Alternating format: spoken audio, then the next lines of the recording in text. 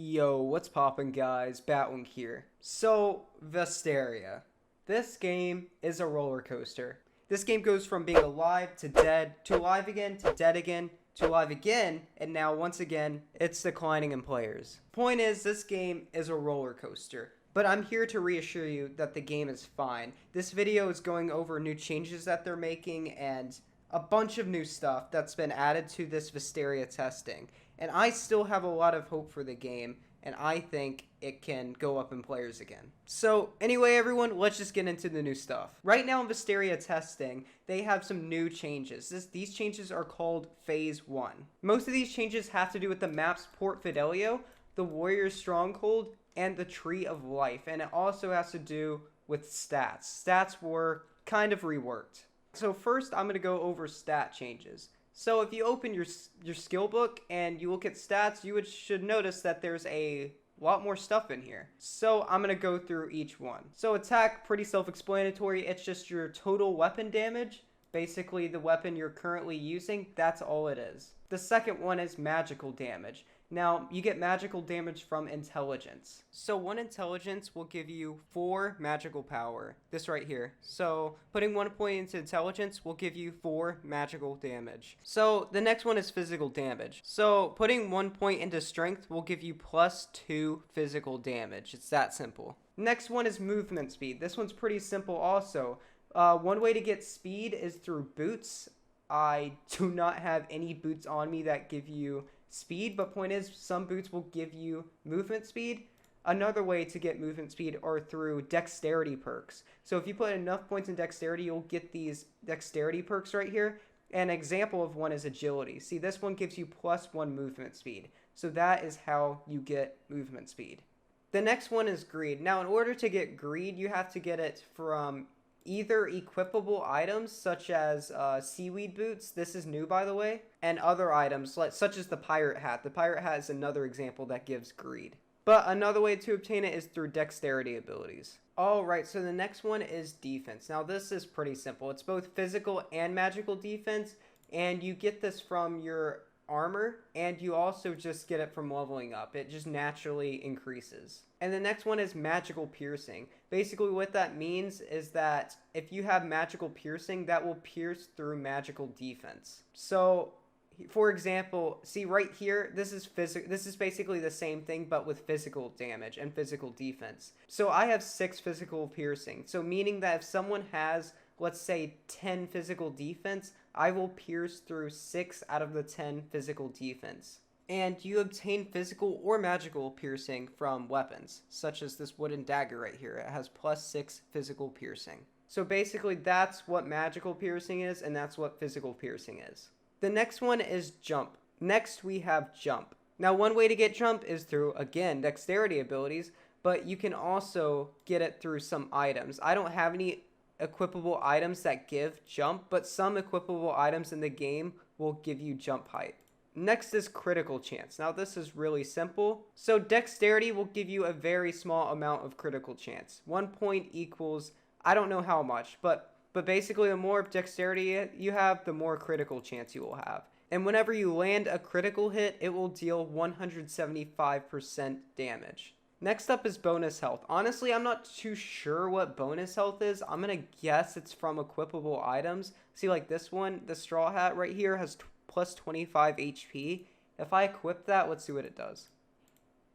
Yeah, okay, that's what bonus health means. So bonus health is basically like health that you obtain from equipable items. That's pretty simple. Next, we have magical defense and physical defense. Now, like I said before, with magical piercing and physical piercing, that's what is used against this stuff right here. So whenever you hover over it, it will show you how much damage you are blocking. So like, let's say a mage comes up to me and uses a mage bomb.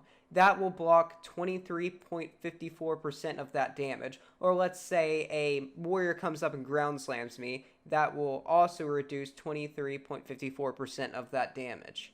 Next, we have attack speed. Now, you either get attack speed from dexterity, or you get attack speed from equipable items, such as the bandana. As you can see, it gives +12% attack speed.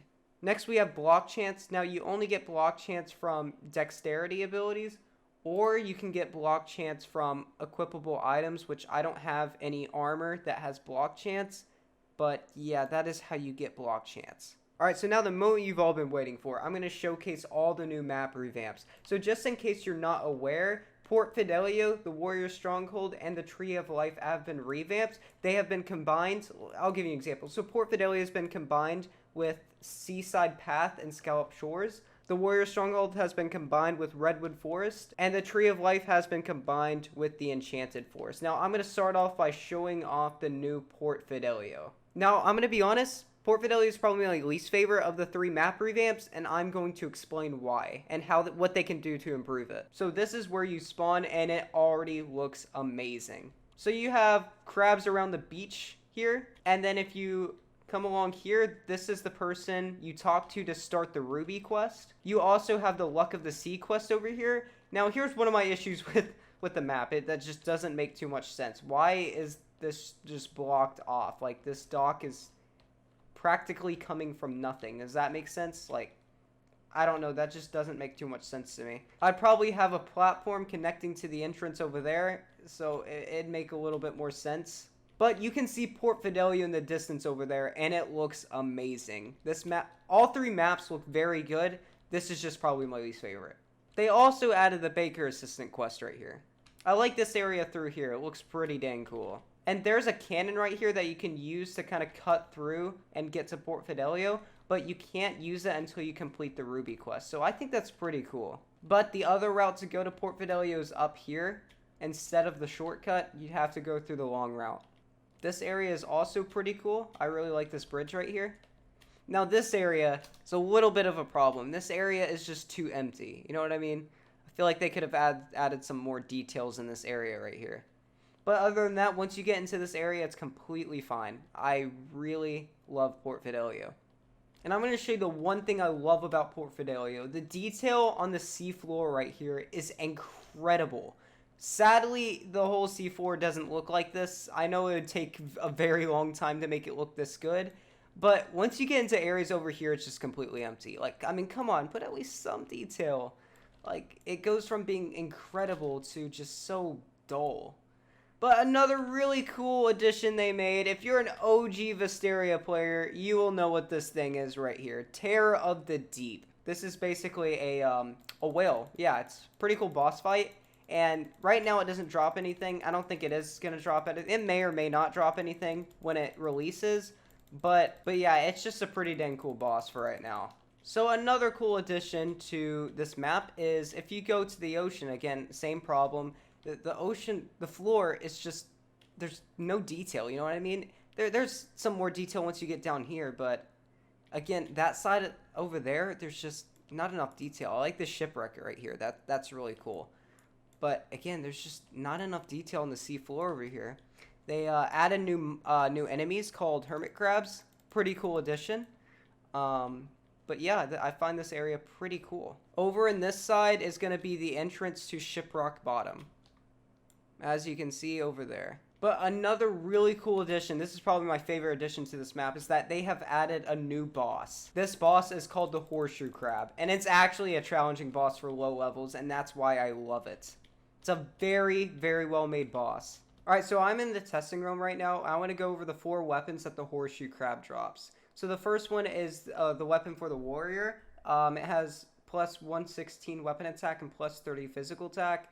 There's the staff for the mage. It has 116 weapon attack and 35 magic attack. There's the shield for knights. It reduces 12.5% damage. That's pretty cool. And it has plus 120 max HP.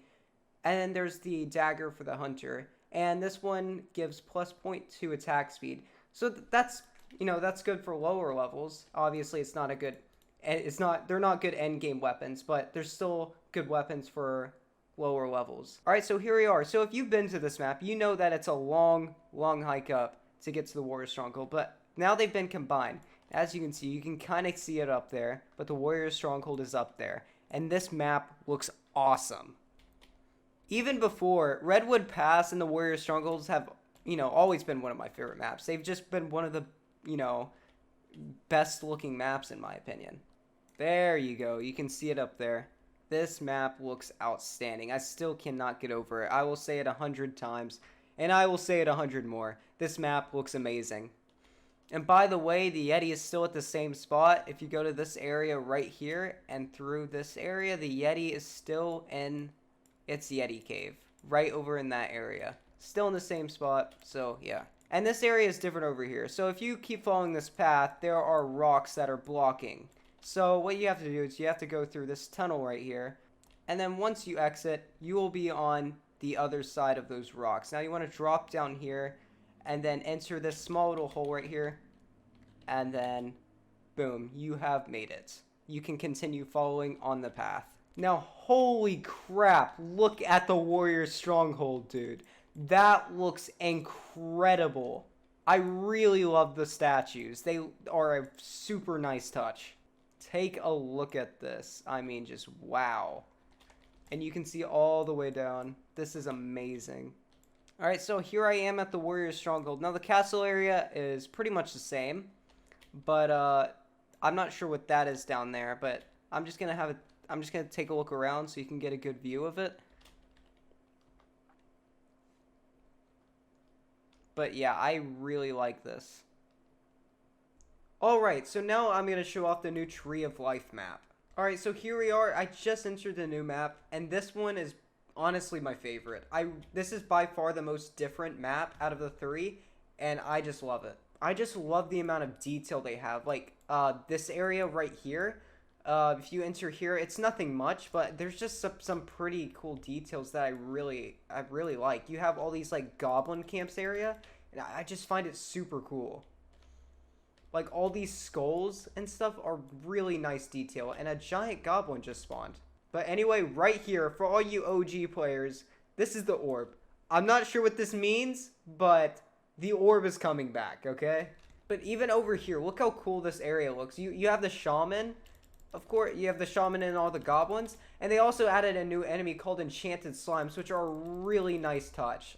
I think the enchanted slimes make the place look even better. But I mean, just look at this area. The lights and everything look so good. I really love this map.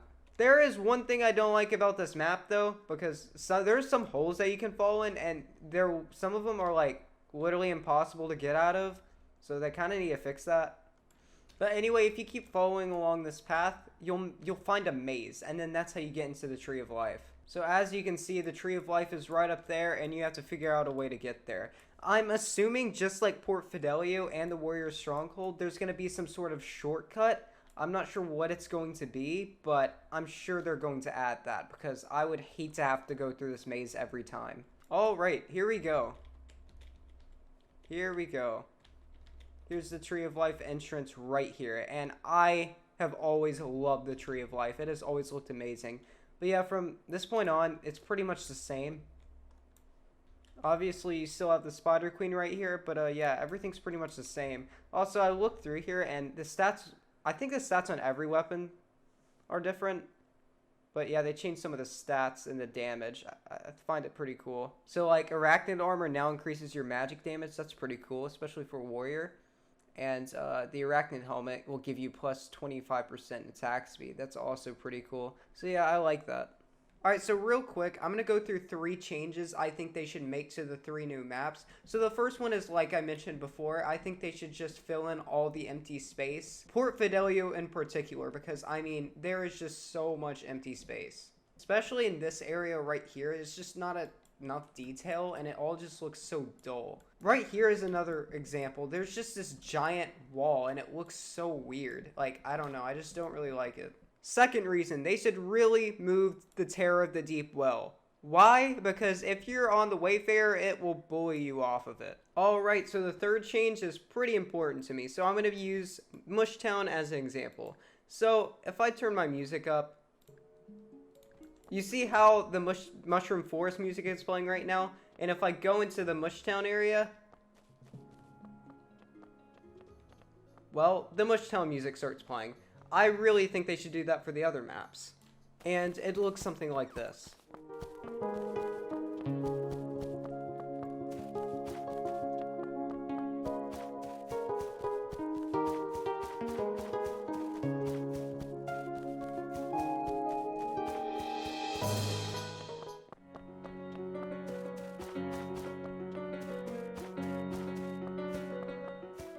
Alright, so that's going to be the end of the video. So I am looking forward to these Phase 1 changes. Now, I know some people could say that, well, this isn't endgame content. This isn't going to encourage me to keep playing the game. You know, I get it, dude. I get it. But in my opinion, this is going to help the game all around, especially to new players. But this isn't the only thing coming. Like, there's a bunch of other stuff and other updates that are coming in the future. And in all honesty, the developer team is looking better than it ever has before. They have a lot of new interns, and all of the developers are working, including Polymorphic. Crazy. But yeah, make sure to subscribe if y'all want to see more Vesteria videos, because I am planning on making at least one Vesteria video every month. Now anyway, guys, see ya.